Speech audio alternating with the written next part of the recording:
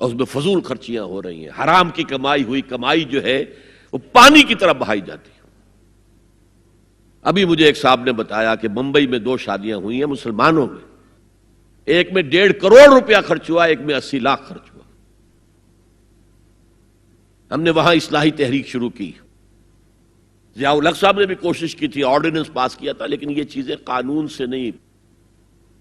آپ کہیں کہ کسی دعوت میں 50 سے زیادہ مہمان نہیں آئیں گے، وہ 100 آ گئے تو زیادہ زیادہ یہ ہوگا پولیس والوں کو رشوت کا کھاتا کھل گیا، جو یہ پیسے لے جائیے صاحب۔ کبھی کبھی وہ پکی پکائی جگہ لے جا کے اپنے تھانے میں بیٹھ کے کھاتے تھے، لیکن قانون سے نہیں بدلتا مزاج۔ ہم نے کیا طے کیا؟ دیکھو یہ ہے چٹان کی بنیاد۔ آپ کو بڑی اونچی بلڈنگ بنانی ہو تو دیکھنا پڑتا ہے چٹان نیچے بنیاد زمین کیسی ہے۔ تو بنیاد کیا ہے؟ آپ سادگی کرو، سادگی کرو، سادگی کرو، یہ واسطہ بے معنی ہے بالکل، اس لیے کہ غریب کی سادگی کچھ اور ہے، امیر کی سادگی کچھ اور ہے، سادگی کے ایک معنی تو نہیں ہے۔ لہذا کوئی جو ہے راک فاؤنڈیشن وہ تلاش کی جائے، وہ ہم نے کی تلاش۔ جو تقریب حضور سے صحابہ سے ثابت ہے ضرور کرو، ضرور کرو، ضرور کرو، عضوا علیہا بالنواجذ، اپنے دانتوں سے پکڑ لو اس کو۔ اور جو تقریب ثابت نہیں حضور سے اور صحابہ سے، یقیناً یہ کہیں باہر سے آئی ہے۔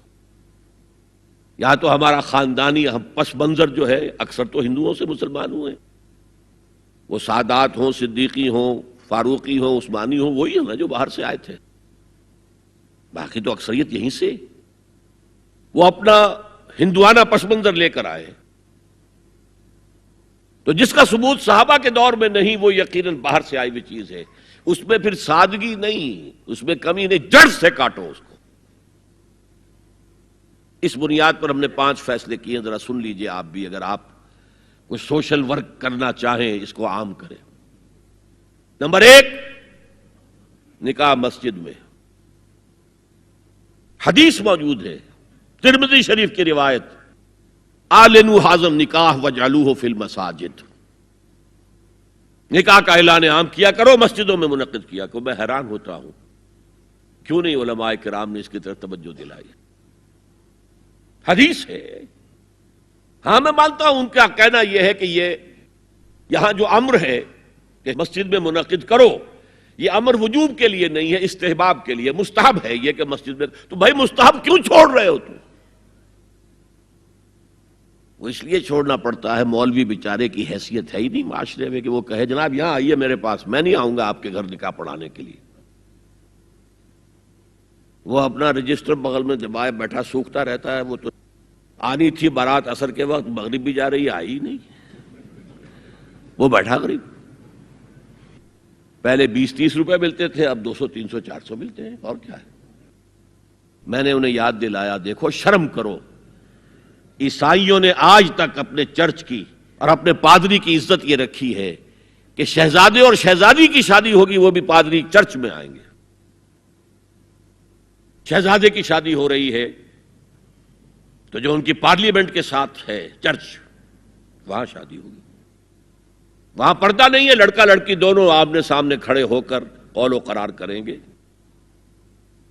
ہمارے ہاں پردہ ہے تو اس لیے لڑکی کے گھر بھی جائیں گے تو لڑکی تو محفل میں نہیں آئے گی، لڑکی کا ایک وکیل ہوگا، وہ وکیل اجازت لے کر آئے گا، 2 اس کے گواہ ہوں گے، اس کے سامنے اجازت لی گئی، پھر وہ نکاح خواہ کو اجازت دیں گے، وہ نکاح پڑھا دیں گے۔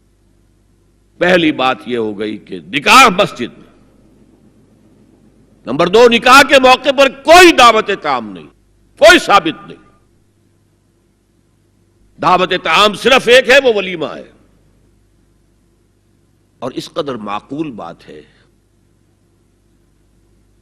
سب باپ اپنے سینوں پر ہاتھ رکھ کر سوچیں اور میری بات سنیں، کیا بیٹی کو گھر سے رخصت کرنے کا وقت جو ہے وہ خوشی کا وقت ہوتا ہے؟ جب بیٹی گھر سے جا رہی ہو، کوئی جانور بھی آپ قربانی کے لیے، کوئی مینڈھا کو بکرا لے آئیں 8-10 دن پہلے اور بچے مانوس ہو جائیں تو وہ جب آپ ذبح کرتے ہیں تو پچھاڑے کھاتے ہیں کہ نہیں بچے؟ اور یہ لخت جگر ہے، نور چشم ہے، 18 20 22 برس گھر میں رہی ہے، وہ جا رہی ہے، خوشی نہیں ہے وہاں، صرف یہ ہوتا ہے اے سائی آف ریلیف کہ ایک ذمہ داری کا بوجھ تھا، اللہ نے آج پورا کرا دیا، اتروا دیا بوجھ۔ پھر بھی اندیشہ ہوتا ہے، پتہ نہیں مزاج ملے نہ ملے، نئے ماحول میں جا رہی ہے، وہاں جا کر ایڈجسٹ ہو یا نہ ہو، اندیشے پھر بھی ہوتے ہیں ذہن کے اندر۔ تو ان سے مرغ پلاؤ کھانا اور متنجن کھانا کوئی معقول بات نہیں ہے۔ معقول بات کیا ہے؟ لڑکا، اس کا گھر آباد ہوا ہے، وہ ولیمہ کرے، اس پر باقاعدہ حدیث اولبو ولو بشاتن، ولیمہ ضرور کرو چاہے ایک ہی بکری ہو تمہارے پاس، ذبح کرو، کاٹو، کھلاؤ گوشت اپنے دوستوں کو، احباب کو۔ یہاں تک کہا کہ بیسا طعام الولیمہ، برا کھانا ہے ولیمے کا کہ اس میں غریبوں کو نہیں بلایا جاتا۔ ظاہر بات ہے مسلی کھلانے کے لیے تو ولیمہ نہیں ہوتا، اپنے احباب کو، دوستوں کو بلایا جاتا ہے۔ پھر بھی میں تم سے کہتا ہوں کہ جسے ولیمے کے لیے بلایا جائے وہ اگر نہیں جائے گا تو اللہ اور اس کے رسول کے حکم کی نافرمانی کرے۔ تو جس رسول نے اتنی تفصیل سے حکم دیا ہو ایک دعوت کا، وہ دوسری دعوت میں بھی خیر ہوتا نہ بیان کرتا؟ جب نکاح مسجد میں اور کوئی دعوت طعام نہیں تو بارات کا تصور، خلاص۔ بارات کس بلا کا نام ہے؟ قرآن میں تو کوئی ذکر ہی نہیں، عربی میں یہ لفظ ہی نہیں۔ اجتماعی طرفین مسجد میں ہوا، نکاح ہوا، لڑکی کو، حضرت فاطمہ کو رضی اللہ تعالی عنہا، کچھ خواتین جا کر چھوڑ آئی تھی اس حجرے میں جو ایک انصاری صحابی نے حضرت علی کو دیا تھا، ان کا تو کوئی گھر بھی نہیں تھا۔ کوئی حضرت علی آئے ہوں اور آ کر وداع کرا کے لے کے گئے ہوں، کچھ بھی نہیں۔ چوتھی چیز، جہیز کا کوئی تصور اسلام میں نہیں، خالص ہندوانہ رسم، خالص ہندوانہ رسم، خالص ہندوانہ رسم۔ ہندوؤں میں کیوں ہے؟ وہ اس لیے ہے، معقول بات ہے کہ لڑکی کا وراثت میں کوئی حصہ ہے ہی نہیں، وہ تو جب گھر سے نکل رہی ہے کچھ دے دلا کے رخصت کر دو، دان دہیج، یہ خیرات ہے، لڑکی کا حق کوئی نہیں ہے گھر پر۔ اسلام میں تو لڑکی وارث ہے، والد فوت ہوں گے وراثت تقسیم ہوگی، والدہ فوت ہوں گی کوئی ان کی ہے ملکیت وہ تقسیم ہوگی۔ شادی کے موقع پر کوئی جہیز اسلام میں نہیں، قطعاً نہیں۔ غلطی سے حضرت فاطمہ کے جہیز کو جہیز کہہ دیا گیا، وہ جہیز کیا تھا؟ ایک پیسہ بھی حضور کے اپنی جیب سے نہیں تھا۔ اس شادی میں خاص بات کیا تھی کہ دولہا کے ولی بھی حضور ہی ہے، اور کون ہے؟ علی کا کون تھا مدینے میں؟ اور دلہن کے والد بھی حضور ہیں۔ اب حضور پوچھتے ہیں حضرت علی سے، تمہارے پاس مہر دینے کے لیے کچھ ہے؟ عرض کیا میرے پاس تو کچھ نہیں ہے۔ وہ فقراء صحابہ میں سے تھے۔ فرمایا مہر تو دینا ہے، تمہارے پاس ایک زرہ ہوتی تھی؟ جی ہاں زرہ تو ہے۔ انہوں نے یہ سمجھا زرہ تو جہاد کے لیے ہے، کوئی وہ دولت تو نہیں ہے۔ فرمایا جاؤ اسے بیچو یا گروی رکھ کے قرض لے کر آؤ۔ وہ گئے، حضرت عثمان نے خرید لی، اور کچھ دنوں کے بعد واپس کر دی ہدیتاً، یہ زرہ میں ہدیہ آپ کو کر رہا ہوں۔ اس وقت اگر کہتے چھوڑو علی، کہاں تو لو میں پیسے دے دیتا ہوں تمہیں، تو ان کی طبیعت پر بار ہوتا۔ اس پیسے سے حضور نے کچھ پیسے گھر بھیجے اندر، دلہن کو ذرا تیار کر دو، اور کچھ پیسوں سے وہ ایک گدا جس میں کھجور کی کھال بھری ہوئی تھی، اور 2 تکیے جس میں کھجور کی کھال بھری ہوئی تھی، ایک مشکیزہ، کنویں سے پانی تو لانا ہی ہے نا، ایک چکی، جو ہو یا گیہوں ہو پیسنا تو ہے نا، کوئی 1-2 برتن اور، اللہ اللہ خیر صلی اللہ، یہ تھا جسے جہیز کہتے ہیں، جس میں ایک پیسہ بھی حضور کا شامل نہیں ہے۔ وہ حضرت فاطمہ کا مہر تھا جسے بنایا گیا،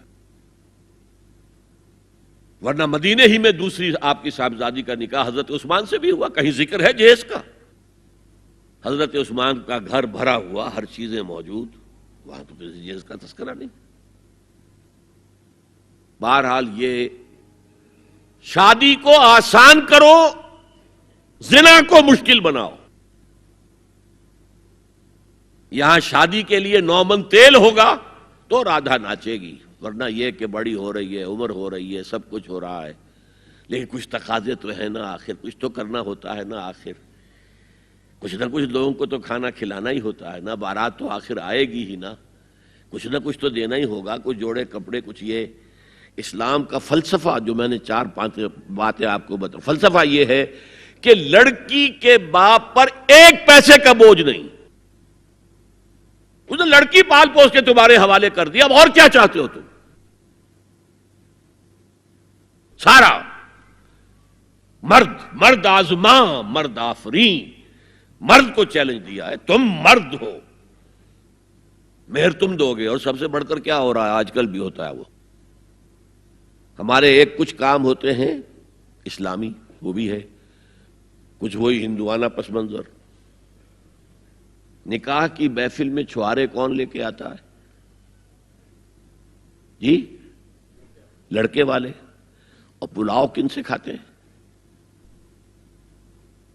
بھائی جس کو تمہیں مرغ پلاؤ کھلا رہا ہے وہ چھوارے نہیں بانٹ سکتا تھا؟